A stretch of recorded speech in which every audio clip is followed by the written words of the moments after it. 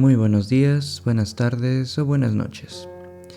Mi nombre es Jonathan, a veces Advet, y con este pequeño podcast quería aprovecharme de un tema reciente que ha revivado cierta conversación. No para el chisme, claro, sino para introducir un poco de filosofía en la vida diaria. Creo que ya todos nos hemos enterado del deceso del Papa Francisco el pasado abril. En 2025, adelantándome al futuro y teniendo esperanza en la vigencia de este podcast. Y de igual manera, aún más recientemente, ha estado en boca de masas todo el protocolo de sede vacante y la elección del cónclave, el Papa León XIV. Al igual que Francisco, es una elección peculiar, pues él resalta su doble nacionalidad, que es tanto estadounidense como peruano. Con Francisco, cuyo nombre anterior, recordemos, era Jorge Mario Bergoglio, ya vimos algunos cambios en la Iglesia Católica que pareciese fueron augurados desde su elección, pues estamos hablando del primer jesuita en ser elegido papa en la muy amplia historia de la Iglesia Católica. Bueno, entre sus acciones vimos cosas como darle manazos a los potenciales idólatras en la plaza de San Pedro, o cantarle sus verdades a cierto señor color naranja al mando de cierto país del norte. Sin embargo, entre sus acciones y posibles cambios más comentados está la redirección hacia un accionar más liberal que incluyera a los grupos antes repudiados por la Iglesia. Evidentemente, lograr cambiar el resultado de siglos y siglos de arraigo religioso no es para nada algo sencillo. Y transformar el evangelio para otorgar un sacramento a parejas no heterosexuales sería casi imposible en un solo papado. La verdad, dudo si al menos es posible. Pero su repudio al odio injustificado hacia la comunidad LGBTIQ+, fue visto como un cambio radical bastante positivo. O bueno, por algunos, ya que siempre está quien prefiere mantenerse en una postura, pues, más conservadora. Sin embargo, algunos estudiosos del tema, como Roberto Blancarte, ya han señalado que las acciones del difunto Papa han sido, pues, sobreestimadas. Por ejemplo, de su muy conocido ¿Quién soy yo para juzgar a los homosexuales?, se pueden obtener dos lecturas. Una, que es la más conocida, que Francisco abría un camino de respeto hacia la minoría. Y la segunda lectura, más controversial, que fue una respuesta hastiada producto de las presiones de su entrevistadora brasileña. Es decir, que lo dijo para que lo dejaran en paz. Blancarte menciona que el discurso de aceptación hacia las minorías en realidad no salió como tal realmente por parte de Francisco, sino que sus palabras fueron utilizadas por los medios de comunicación, pues, para crear este discurso.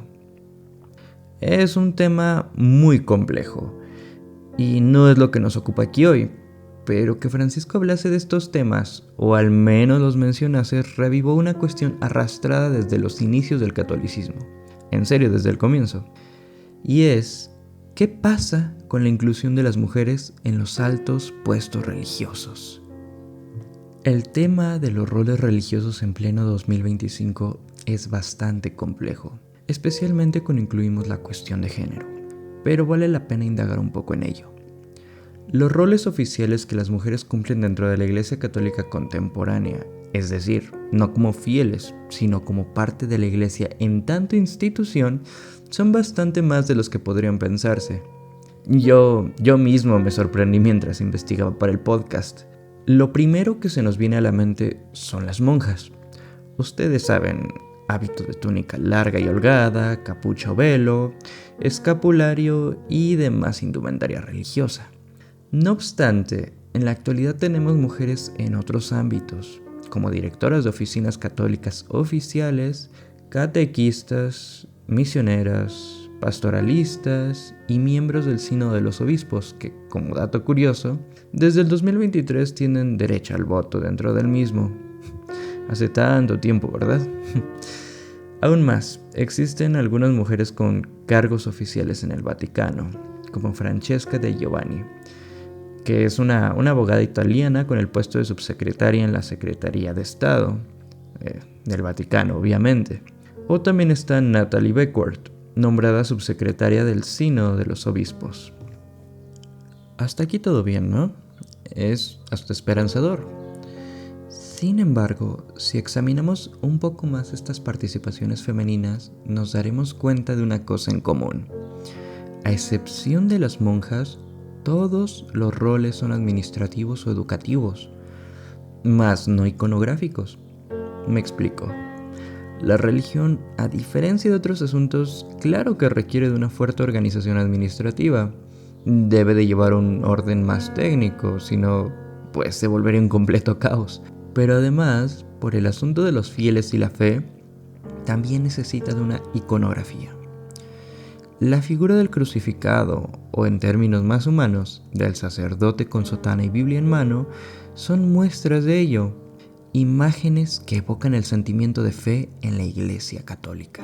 Claramente existen roles que cargan con esta iconografía, los ya mencionados sacerdotes, y el máximo de ellos al que un ser humano puede aspirar es el de papa. He aquí el quid del asunto. Las mujeres participan activamente en asuntos importantes de la Iglesia Católica, menos en uno, quizá el más importante, la iconografía. Es decir, forman parte de la institución, pero se les suprime en la imagen más importante de esta. Podría alegarse que esto no es así y dar como ejemplo paradigmático a la monja, pero si profundizamos en la imagen de la monja podremos caer en cuenta que, pues esto no es del todo así, o al menos no forman parte de aquella imagen de fe y refulgente divinidad. Veamos. Las monjas contemporáneas siguen haciendo votos religiosos y usualmente de por vida. Pobreza, castidad y obediencia. Estos votos también los hacen los sacerdotes, claro, pero la jugarreta yace en la interpretación. El voto de obediencia es hacia los superiores y reglas de la congregación. Pero la cosa es que el superior de las monjas son los sacerdotes y otros hombres. Y recordemos, esto es así de por vida. Por el contrario, entre los hombres y sus posibles puestos está no solamente la posibilidad de ser superior de monjas y otros hombres, sino de tener la oportunidad de que su único superior sea Dios, es decir, llegar a ser el Papa. Si las monjas pudieran ascender en la jerarquía religiosa, estaría excelente. Es justo que todos empiecen desde abajo y asciendan con las mismas posibilidades, hombres y mujeres. Pero obviamente esto no es así. Las monjas no pueden ser sacerdotes ni obispos. En realidad ninguna mujer puede. Solo pueden llegar a ser superioras de otras monjas, madre superiora. Por ende, tampoco pueden presidir la Eucaristía ni dar la unción de los enfermos. Tampoco hay diaconado para ellas y claramente tampoco pueden impartir o celebrar los sacramentos.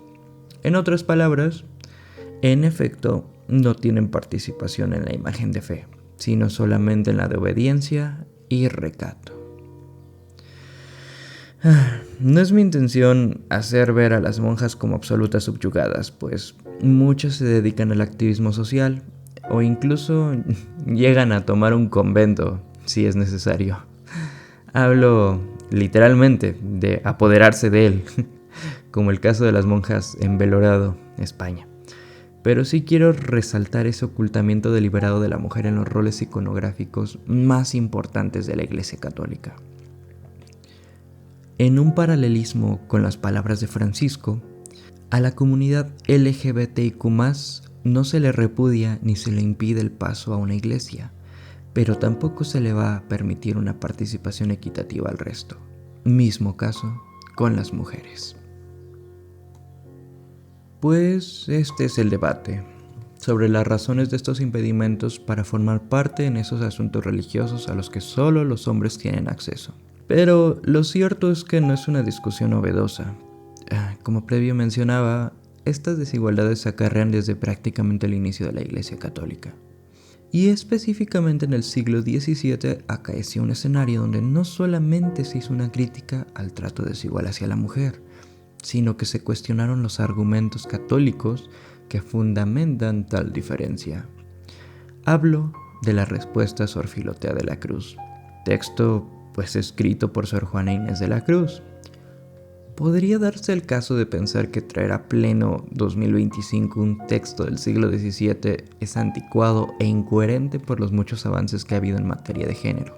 Y es cierto, ha habido muchísimos avances, pero también es cierto que falta un largo camino por recorrer. El ejemplo claro es que desde el siglo XVII la Iglesia Católica aún rechaza la plena participación de la mujer en los asuntos de hombres de Dios. Por lo que no es una locura revisar un texto donde se desmontan los argumentos que posiblemente hoy, en las entrañas de la institución, aún se siguen esgrimiendo.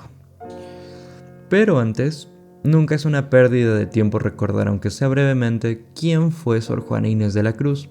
Y también para, encaminarnos hacia el texto que nos interesa. Nacida en 1648, antes de ser asociada con el nombre que todos escuchamos, primero fue Juana Ramírez de Asbaje. Su familia era criolla de la élite local, esto es, en San Miguel Nepantla. De sus prodigiosas habilidades se cuenta muchísimo, como que con tan solo 3 años era capaz de recitar versos memorizados con precisión. O que a los 5 la lectura y la escritura ya formaban parte de sus habilidades. Si bien esto último podría no ser tan sorprendente para algunos, hay que agregar que dichas habilidades de escritura y lectura englobaban al español, por supuesto, pero también al latín y también al náhuatl. Recordemos, esto a los 5 años. Eso es lo que se cuenta de su temprana vida y ciertamente yo no dudo de ello, pues en sus textos se nota esa chispa propia de la genialidad. Más tarde, encaminados hacia 1664, ingresó al convento de San José de las Carmelitas Descalzas. No sé por qué, me da risa ese nombre. Y posteriormente a la orden de San Jerónimo, donde su atención pudo enfocarse al estudio y la escritura. Lo que más sorprende es que su educación fue prácticamente autodidacta, aprovechando su acceso a la biblioteca conventual y manteniendo un constante contacto con intelectuales tanto de América como de Europa, además de sus lazos con familias muy importantes de la época, como la virreina María Luisa Manrique, quien fungió como su mecenas y protectora. Hay chisme en cuanto a estos lazos, pero yo no estoy aquí para meterme en esos temas, pero sí es interesante. El periodo que podemos considerar más representativo, aunque para mí toda su vida es representativa, suele ubicarse entre 1680 y 1691, pues fue cuando compuso sus obras más importantes. Un ejemplo recurrente es Primero Sueño, donde se combina la erudición clásica con la barroca, además de resaltar la reflexión de la propia Sor Juana y su habilidad y sensibilidad poética. Es decir, hablamos de un poema filosófico donde ahonda en la cuestión epistemológica, la imaginación y la relación entre el alma y la divinidad. Otra de sus obras en este periodo se ubica en el noviembre de 1690. Como es propio de los grandes eruditos, Sor Juana era bastante crítica, y con ese ánimo escribió un texto que primero fue titulado como Crisis de un sermón, aunque después sería conocido como Carta Atenagórica, gracias a cierto personaje que en breve vamos a ver. En este escrito, Sor Juana utilizaba las categorías de Santo Tomás para elaborar una refutación con una característica ironía barroca. Esto contra el sermón del padre portugués Antonio Vieira, siempre me confundo con su nombre y ya regrabé esto varias veces, así que lo voy a dejar así. Y a raíz de este texto, a principios de 1691, Manuel Fernández de Santa Cruz, es decir, el obispo de Puebla en aquellos tiempos, imprimió el texto y lo renombró, ahora sí, como Carta Atenagórica, a la que le añadió un prólogo. Cabe aclarar que la imprimió y renombró sin el permiso de Sor Juana.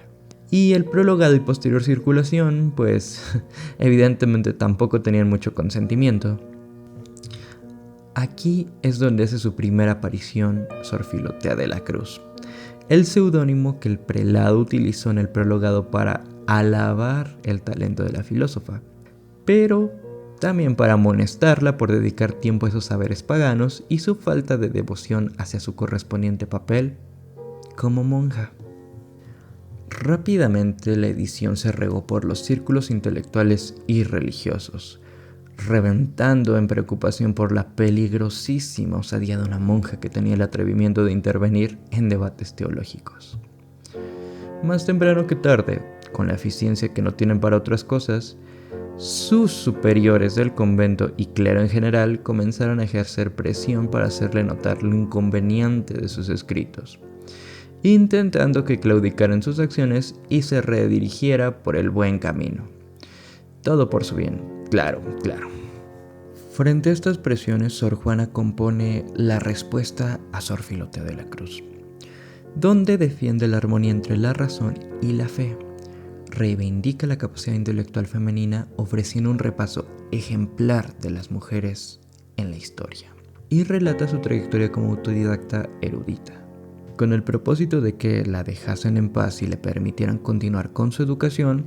Elabora una serie de argumentos que cuestionan la posición en que se tiene a la mujer en el escenario intelectual y, para nuestro interés en la cuestión mencionada al inicio, en su participación en los asuntos religiosos. Veo muy necesario aclarar a qué me refiero con participación en los asuntos religiosos, pues Sor Juana no buscaba propiamente la participación de las monjas en los altos asuntos del clero, como que se les permitiera celebrar sacramentos.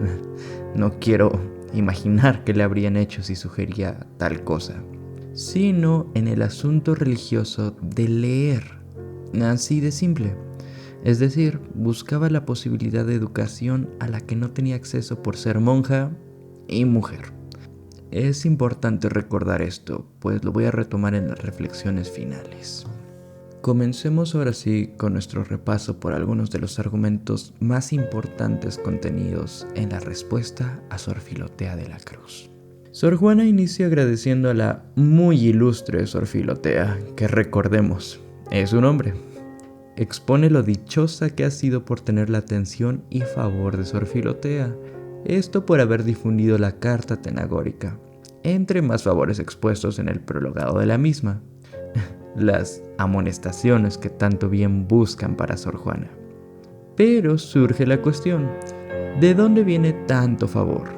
¿Qué ha hecho nuestra filósofa para recibir tan grandes bendiciones si ella solo es una monja?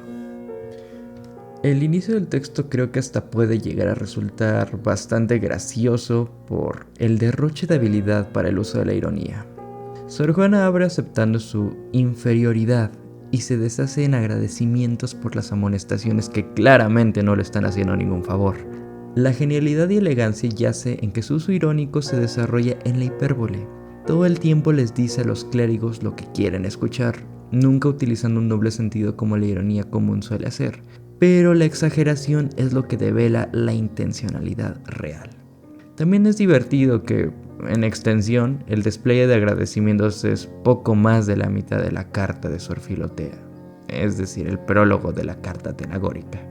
Además de que su aceptación de inferioridad es expuesta de tantas maneras distintas y con vastos ejemplos históricos y teológicos que, aunque Sor Juana dice no tener mucho para decir, su pluma revela que es todo lo contrario.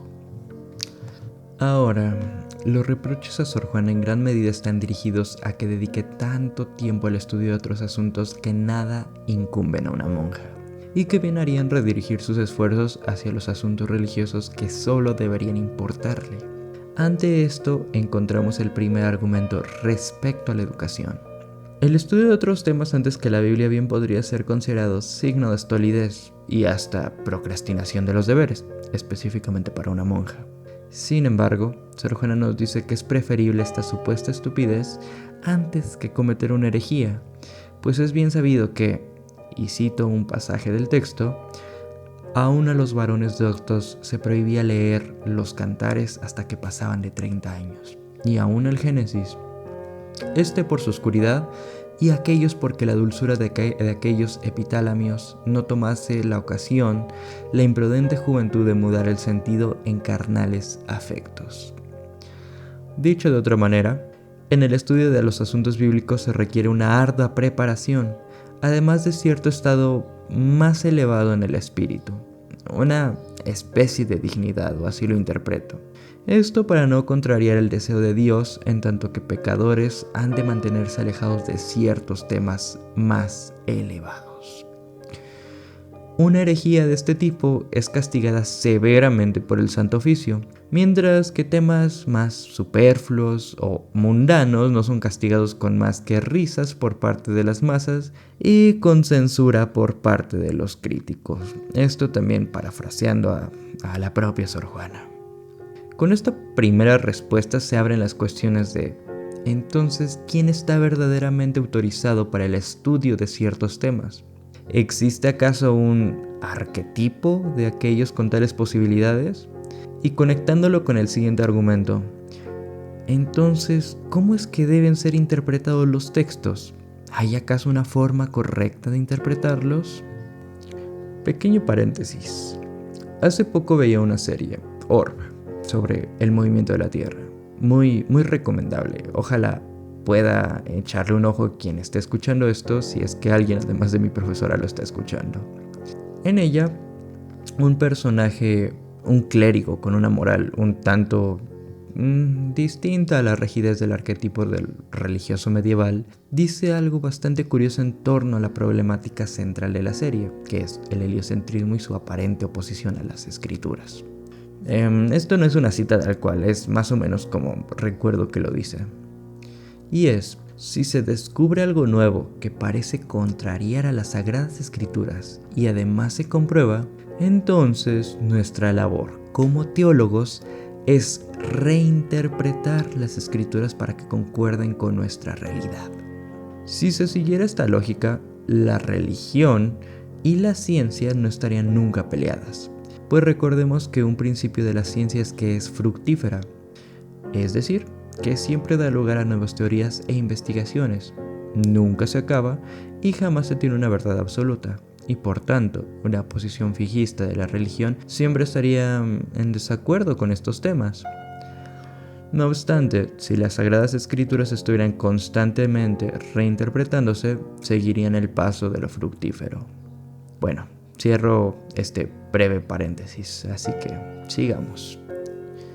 Así pues, Sor Juana no se busca problemas con las autoridades eclesiásticas, y su interés en el estudio es puramente personal, pues no busca enseñar, escribir, divulgar, ni causar disturbio alguno. En sus propias palabras, ¿qué entendimiento tengo yo?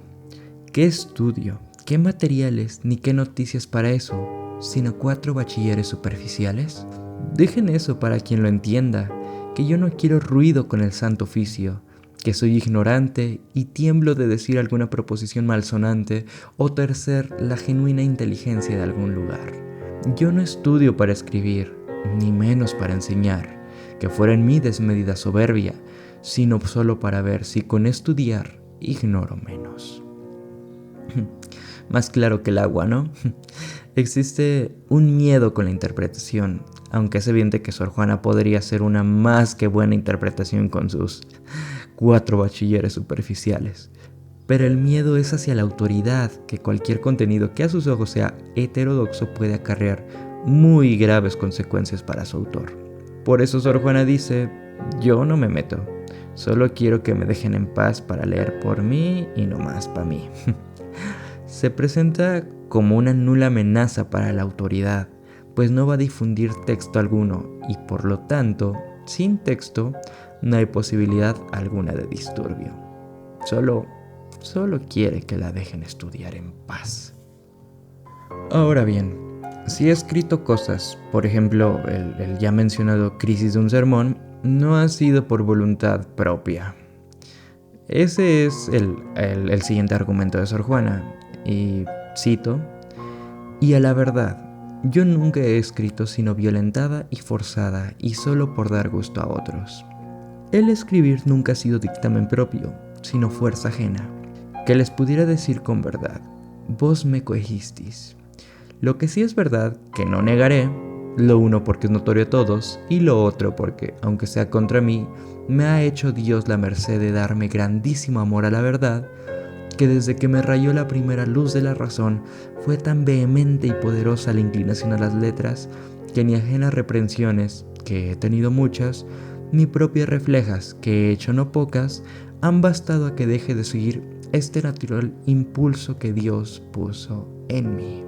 Sor Juana está planteando su escritura como en ocasiones producto de que algunos la instiguen a eso o la obliguen, pero también como algo más. Junto a su gigantesco deseo de conocimiento, los expone como una suerte de don y maldición al mismo tiempo.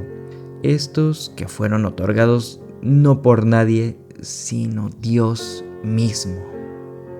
Si tuviéramos que aterrizarlo más, estaríamos hablando de una clase de compulsión por leer y escribir. Hoy sabemos que esto no es así, que estudiar no es una conducta normal. Y ciertamente desde esos tiempos lo sabían, pero quizás solo fingían que no. Pero para Sor Juana era estratégicamente más beneficioso plantearlo como una suerte de psicopatología. Esto para seguir con la ironía de la inferioridad. Ahora bien, añadamos que en su argumento introduce el factor Dios, que es el causante de estos incontrolables deseos. Si seguimos una lógica religiosa, Dios no comete errores, no se equivoca, es perfecto y en su creación todo tiene una razón. Por tanto, que Sor Juana desee el conocimiento no es un error si son características, ya no patologías, otorgadas por Dios. En su argumento también introduce el que ella ha rogado a Dios que le remueva la característica del entendimiento, pues, en sus palabras, en una mujer sobra. Pero no ha tenido éxito con estas súplicas. Esto refuerza que, en efecto, no es un error. Lo que parece ser una aceptación a la posición asignada a la mujer, entre líneas defiende, quizá, la naturalidad del conocimiento en tanto que pensar no es una cuestión de género. Estos tres primeros argumentos han estado dirigidos desde una postura un tanto individual de Sor Juana, atendiendo su situación en torno al conocimiento y el acceso que se le permite a él. Y bueno, si estamos hablando de su situación y lo que se le permite a ella, por ende también se engloba al resto de monjas, esto es, mujeres. Sin embargo, el cuarto argumento es un tanto diferente y muy interesante. Si bien ya podríamos ir cerrando aquí ir a las reflexiones finales, vale mucho la pena revisar ese argumento por ser el que no engloba solamente a las mujeres, sino a su interlocutor y a toda la institución religiosa. Tiene una carga mucho más epistemológica y definitivamente tiene un peso demasiado crítico, pero no le daré tantas vueltas para no confundir y mejor lo presento. Y cito: con esto proseguí, dirigiendo siempre, como he dicho, los pasos de mi estudio a la cumbre de la Sagrada Teología, pareciéndome preciso para llegar a ella subir por los escalones de las ciencias y artes humanas, porque ¿cómo entenderá el estilo de la reina de las ciencias quien aún no sabe el de las ancilas? ¿Cómo sin lógica sabría yo los métodos generales y particulares con que está escrita la Sagrada Escritura? ¿Cómo sin retórica entendería sus figuras, tropos y locuciones? ¿Cómo sin física tantas cuestiones naturales de las naturalezas de los animales, de los sacrificios, donde se simbolizan tantas cosas ya declaradas y otras muchas que hay? ¿Cómo si el sanar Saúl al sonido del arpa de David fue virtud y fuerza natural de la música o sobrenatural que Dios quiso poner en David? ¿Cómo sin aritmética se podrán entender tantos cómputos de años, de días, de meses, de horas, de hebdómadas tan misteriosas como las de Daniel y otras para cuya inteligencia es necesario saber las naturalezas, concordancias y propiedades de los números? ¿Cómo sin geometría se podrán medir el arca santa del testamento y la ciudad santa de Jerusalén, cuyas misteriosas mensuras hacen un cubo en todas sus dimensiones, y aquel repartimiento proporcional de todas sus partes tan maravilloso? En realidad, Sor Juana pone más ejemplos, pero creo que con esto se entiende la idea de lo que quiere decir, ¿no? Así que pasemos a la siguiente parte del argumento. De nuevo cito. Y no solo esas nobles ciencias, pero no hay arte mecánica que no se mencione. Y en fin, como el libro que comprende todos los libros y la ciencia en que se incluyen todas las ciencias, para cuya inteligencia todas sirven. Y después de saberlas todas, que ya se ve que no es fácil ni aún posible, pide otra circunstancia más que todo lo dicho, que es una continua oración y pureza de vida, para impetrar de Dios aquella purgación de ánimo e iluminación de mente que es menester para la inteligencia de cosas tan altas. Y si esto falta, nada sirve de lo demás. Acotando un poco todo esto, lo que nos trata de decir, y le está tratando de decir a la institución religiosa, es que para leer la Biblia, para leerla apropiadamente, es necesario aprender de muchas otras cosas, pues la Biblia, o así le consideran, es el libro de los libros sobre la ciencia de las ciencias. De otra manera, ¿cómo es tan siquiera mínimamente posible entender sus contenidos sin antes haber comprendido todo aquello sobre lo que construye y la construye?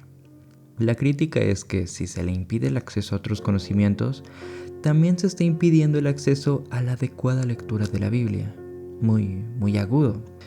Individualmente, en el caso de Sor Juana, si como monja se le pide que se ocupe de las labores que le corresponden y su deber a las Santas Escrituras, entonces lo está haciendo al estudiar. Y en el caso de toda la institución, es necesario que sean verdaderos académicos y personas de conocimientos aquellos que integren sus escalafones más altos, pues solo esta clase de humanos pueden realizar las mejores lecturas de la Biblia. También se deja ver ese otro camino de ciencia que, quizá con las adecuadas condiciones, Sor Juana pudo haber seguido, pues en sus palabras también se deja ver su postura en torno al saber multidisciplinar. Y es que saber de varias áreas permite una verdadera comprensión de una área determinada. Esto se ve con más claridad en lo siguiente. De nuevo cito. Y así por tener algunos principios granjeados, estudiaba continuamente diversas cosas, sin tener para alguna particular inclinación, sino para todas en general. Por lo cual, el haber estudiado en unas más que en otras no ha sido en mi elección, sino que el acaso de haber topado más a mano libros de aquellas facultades les ha dado, sin arbitrio mío, la preferencia. Y, como no tenía interés que me moviese, ni límite de tiempo que me estrechase el continuado estudio de una cosa por la necesidad de los grados, casi a un tiempo estudiaba diversas cosas o dejaba unas por otras. Bien que en eso observaba orden, porque a unas llamaba estudio y a otras diversión, y en estas descansaba de las otras. De donde se sigue que he estudiado muchas cosas y nada sé, porque las unas han embarazado a las otras. Yo de mí puedo asegurar que lo que no entiendo en un autor de una facultad, lo suelo entender en otro que aparece muy distante. Y esos propios, al explicarse, abren ejemplos metafóricos de otras artes. Sor Juana definitivamente estaba muy adelantada. No podemos hablar directamente de los términos que hoy se usan para señalar trabajos entre áreas como interdisciplinariedad, multidisciplinariedad o transdisciplinariedad. Sin embargo, aquí sin duda hay un precedente. Se nos muestra que en el conocimiento, para un estudio adecuado, no es en absoluto sensato quedarse atrapado en una sola área, pues las lagunas en torno a un tema, sea que están directamente en el contenido disponible o que el estudiante no ha tenido del todo claro alguna parte de lo estudiado, pueden subsanarse en otros temas de otras áreas. Después de todo, el entero de lo que nos rodea yace inexorablemente conectado, sea por Dios, sea por la ciencia, sea por la existencia misma. Pues bueno, ya vamos cerrando ahora sí. La respuesta a Sor Filotea de la Cruz abarca muchas más cosas. Por ejemplo, hace un detallado repaso por las mujeres históricas que mucho han aportado al desarrollo humano. Pero para fines de este podcast creo que sería prudente detenernos aquí. Como ya les decía, Sor Juana no buscaba como tal la inclusión de la mujer en los puestos eclesiásticos más identificables. Sin embargo, con el último argumento que revisamos, ya vamos viendo que señala la exclusión del ámbito intelectual como algo contraproducente y hasta ilógico para el dogma. Que se abriera esta posibilidad de educación era uno de los motivos fundamentales de este texto, y como ya vimos, Sor Juana defendió de manera apasionada y lúcida su derecho a estudiar, pero sobre todo a pensar libremente. Lamentablemente, el desenlace de la historia no fue el mejor. Sor Juana fue obligada a abandonar sus actividades intelectuales. Mediante presiones de la jerarquía eclesiástica, crisis personales y dificultades económicas y de salud, Sor Juana terminó firmando su renuncia a los estudios, a su biblioteca, a sus instrumentos científicos y quizá lo peor, porque es la mejor forma de traspasar las barreras del tiempo, a su escritura. Fue pionera en la defensa de la libertad intelectual en América Latina, y no queda duda de que también es precursora del feminismo. Precisamente por esto es que quiero articular el siguiente cuestionamiento ligado a la pregunta inicial del podcast. Si en aquellos tiempos del siglo XVII se consideraba a la mujer, es decir, a la monja, como, y parafraseando a la propia Sor Juana, la más indigna y mínima criatura de la creación de Dios, condición por la cual sería impensable que pudiera siquiera leer apropiadamente, mucho menos comprender textos sagrados más elevados, como el Génesis, al que los varones mejor preparados solo tienen acceso después de los 30 años, entonces, ¿qué se puede decir de la monja contemporánea que ha demostrado con creces todo lo contrario? A lo que quiero llegar es, si el papel de la mujer es desplazado dentro de la iglesia a un escalafón menor al hombre, incluso existencialmente hablando, y se han elaborado argumentos sobre dicha condición que cimentan su inmutable papel como monja en la iconografía más poderosa, sin acceso a los demás roles solo para hombres, ¿por qué no se ha reformado dicha situación si sobradamente dichos argumentos se han refutado con empirismo? Es decir, las monjas contemporáneas sí tienen acceso a la educación. Es más, cuentan con internet e incluso participan en asuntos directamente ligados a las tecnologías más vigentes, como aquellas monjas de Mount Saint Escolástica que realizaron un desafiante activismo contra megacorporaciones como Alphabet, los dueños de Google. Si intelectualmente se ha demostrado que no existe diferencia para las labores que el hombre y la mujer pueden llevar a cabo dentro y fuera de la institución religiosa, ¿qué argumento le queda a la iglesia para no permitir formar parte de los roles iconográficos de fe más representativos para el catolicismo? En realidad, con riesgo de ofender, pero sin ánimo de hacerlo, creo que esto es más un berrinche de una ya tan valiente institución cuyo único argumento sobrante es que solo el hombre, y solo el hombre, ha sido creado a imagen y semejanza de Dios. Pues con esa reflexión / cuestionamiento voy cerrando. Y eso ha sido todo. Agradezco mucho el tiempo por escuchar esto. Y honestamente no sé si existe como tal una forma correcta de citar los pasajes que he leído en la elaboración de un podcast. Pero pues todos esos pasajes y todo el texto, lo demás, lo que comento del repaso por las figuras femeninas en la historia, se pueden encontrar en el texto completo de La respuesta a Sor Filotea de la Cruz. Texto que recomiendo encarecidamente leer completo porque pues es historia de la filosofía tanto en México como en el mundo. Y bueno, eso es todo por ahora. De nuevo, buenos días, buenas tardes, buenas noches. Nos escucharemos después.